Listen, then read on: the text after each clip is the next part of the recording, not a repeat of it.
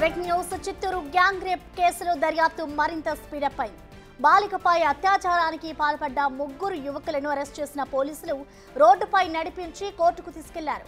నిందితులను ఊరేగించిన పోలీసుల చర్యలను స్థానికులు మెచ్చుకున్నారు.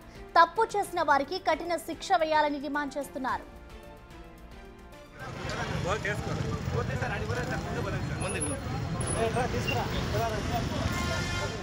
నిందితులపై ఫోక్సో దోపిడీ దౌర్జన్యం పోలీసులు కేసు నమోదు చేశారు. సెప్టెంబర్ 25న నగర వనములో బాలికపై గ్యాంగ్ రేప్ జరిగింది.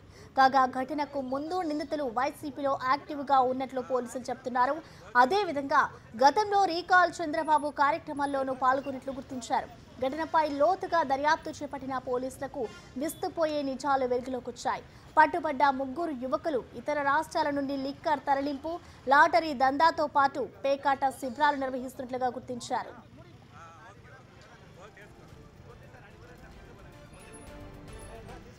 ఈ ఘటనపై మరింత సమాచారాన్ని మా ప్రతినిధి దామోదర్ అందిస్తారు. దామోదర్, చెప్పండి, ఇటు చిత్తూరు గ్యాంగ్ రేప్ ఘటనకు సంబంధించి ఇప్పటికే పోలీసులు వారిని నడి రోడ్డు మీద ఊరిస్తూ ఉన్న ఆయనని దృశ్యాలు కూడా మనం చూస్తూ ఉన్నాం. సో ప్రెసెంట్ వారి మీద ఎటువంటి యాక్షన్స్ తీసుకోబోతున్నారు? ఎటువంటి సెక్షన్స్ కింద కేసు నమోదు చేశారు?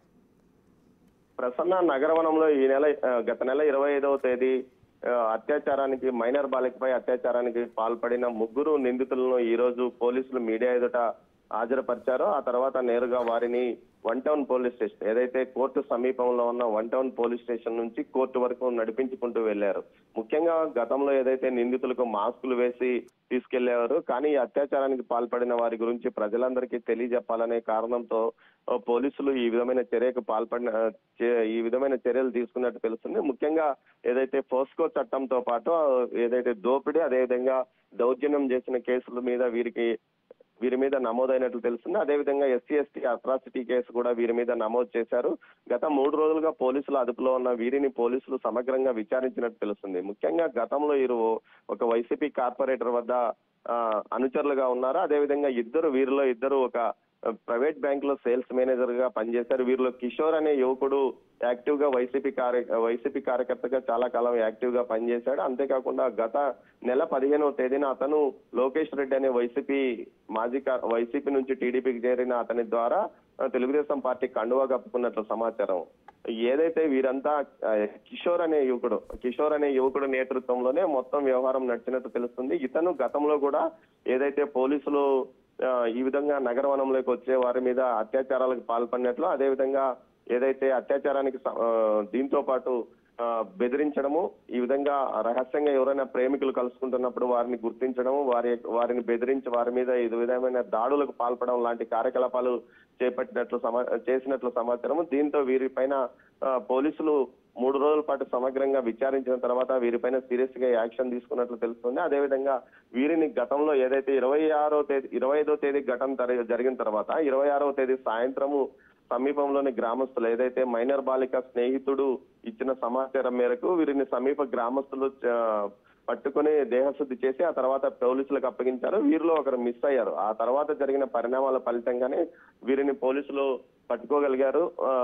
పోలీసులు పట్టుకున్నారు. మధ్యలో ఒకరు పరారైనప్పటికీ అతన్ని కూడా పోలీసులు కస్టడీలోకి తీసుకుని విచారించిన నేపథ్యం. ఇప్పుడు ఈ రోజు వారిని పోలీసులు తమ అదుపులోకి తీసుకుని ఏదైతే మీడియా ఎదుట ప్రవేశపెట్టి ఆ తర్వాత కోర్టుకు తీసుకెళ్లారు. కోర్టు వారికి ఎలాంటి రిమాండ్ విధించే అవకాశం ఉంది. మరోవైపు మీడియా సమావేశంలో మాట్లాడిన DSP సాయినాథ్ కఠినమైన సెక్షన్స్ వీరి మీద నమోదు చేశాం, ఖచ్చితంగా వీరికి మరణశిక్ష ఏదైతే పూర్తి స్థాయిలో శిక్షలు పడేందుకు తాము చర్యలు తీసుకుంటాం, ఇందుకు తగ్గట్టు సాక్ష్యాధారాలు కూడా సేకరించామని చెప్పారు. అదేవిధంగా ఈ కేసు ఎందుకు మీరు ఆలస్యం ఎందుకు అయిందని కూడా DSPని స్థానికంగా ఉన్న మీడియా ప్రతినిధులు ప్రశ్నిస్తే, ఏదైతే అమ్మాయి తరపు కుటుంబ సభ్యులు ఆలస్యంగా ఫిర్యాదు చేశారు. ముఖ్యంగా తాము 24 గంటల పాటు వారి కుటుంబ సభ్యులను బ్రతిమాలి, అదేవిధంగా వారి కుల పెద్దలతో పాటు వారి కుటుంబానికి సన్నిహితంగా ఉండే వారి ద్వారా చెప్పించి కేసు తీసుకోవాల్సి వచ్చింది. ఆ తర్వాత ఆ అమ్మాయిని వైద్య పరీక్షల నిమిత్తము ఏదైతే చిత్తూరు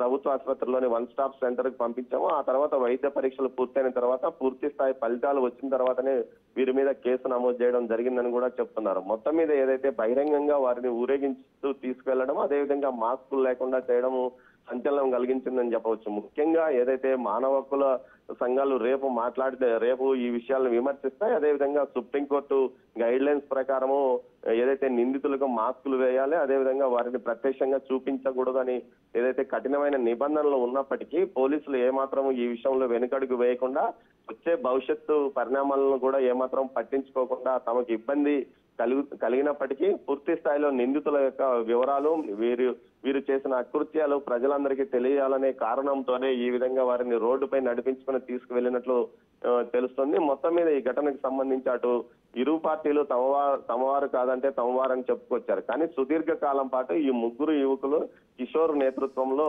ఏదైతే నిందితుల్లో ఒకరైన కిషోర్ నేతృత్వంలో వైసీపీలో చాలా కాలం పాటు పనిచేశారని కూడా అర్థమవుతుంది. ఈ మధ్య కాలంలోనే వారు గత నెల 15వ తేదీనే టీడీపీ కండువా కప్పుకున్నారంటూ కూడా సాక్షాత్తు కిషోర్ భార్య కూడా మీడియా ఏదైతే విడుదల చేసిన వీడియోలో తెలియజేసింది. ఆ అమ్మాయి మధ్యాహ్నం ఒక వీడియో విడుదల చేసి అందులో తన భర్తను పోలీసులు కస్టడీలోకి తీసుకున్నారు, బయటకు తీసుకురావడం లేదు, కోర్టులో హాజరుపరచాలి, లేకపోతే మేమంతా ఆత్మహత్య చేసుకుంటామంటూ కూడా ఆమె వీడియో విడుదల చేసిన నేపథ్యంలో పోలీసులు ఇది వివాదంగా మారే అవకాశం ఉందని భావించి ఆ అమ్మాయి తర్వాత వెంటనే అప్పటికప్పుడు మీడియా సమావేశాన్ని ఏర్పాటు చేసి నిందితులను మీడియా ఎదుట ప్రవేశపెట్టి ఆ తర్వాత కోర్టుకు తీసుకువెళ్లారు Prasanna.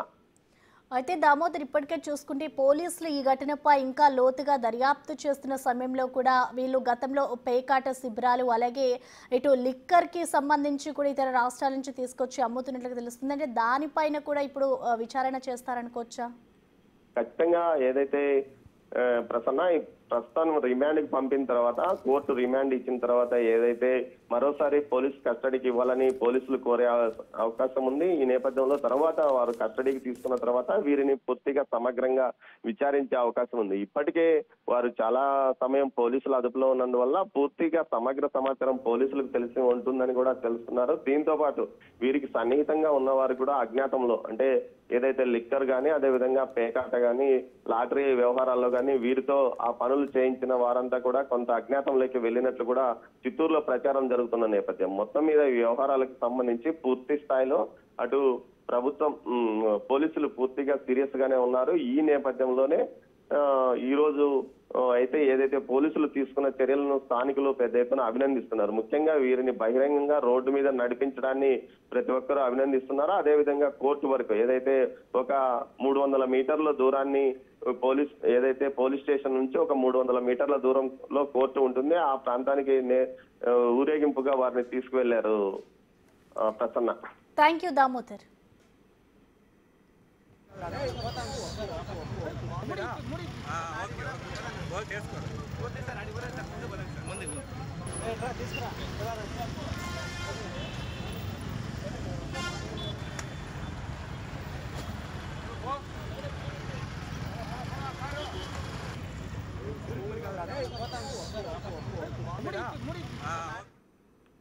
Chittoor gang rape case నిందితుల్లో ఒకరైన కిషోర్ భార్య వీడియో విడుదల చేశారు.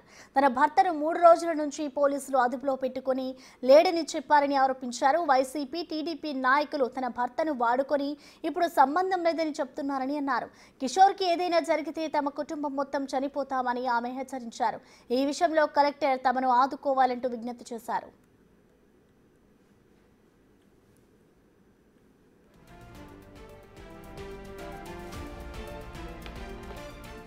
3 రోజులు అయిపోయింది కనబడి. పోలీసు వాళ్ళు అడిగితే పోలీసు వాళ్ళు కస్టడీలో పెట్టుకునే ఇంకా లేదంటున్నారు. రాజకీయ దీనికి మా ఇంటిని ఫుల్గా వాడుకొని ఇప్పుడు వైఎస్ఆర్సీపీ మాకు సంబంధం లేదంటారు, టీడీపీ వాళ్ళు మాకు సంబంధం లేదంటారు, ఎవరిని అడిగినా ఇక్కడ లేదంటారు. పోలీసు వాళ్ళు కస్టడీలోనే పెట్టుకొని పోలీసు వాళ్ళు ఇక్కడ లేదు లేదు అంటారు. తెల్లారి తాలూకు పోలీస్ స్టేషన్ నుంచి వస్తామనేసి ఆధార్ కార్డు డ్రెస్ అంతా తీసుకొని పోయినారు. ఇప్పుడు పోయి అడిగితే లేదు అంటారు. ఎస్పీ సార్కి ఫోన్ చేస్తే ఫోన్ ఫస్ట్ లిఫ్ట్ చేస్తున్నారు, ఇప్పుడైతే లిఫ్ట్ చేయలేదు. ఫుల్గా రింగ్ అవుతుంది, ఫోన్ లిఫ్ట్ చేయలేదు. మా ఆయనకి ఏం జరిగిందో ఏమో తెలియదు. ఆ అమ్మాయికి అన్యాయం జరిగిందని ఇంత దూరం పోరాడుతూ ఉంటారు. అయితే ఇప్పుడు నాకు జరిగేది కూడా అన్యాయమే.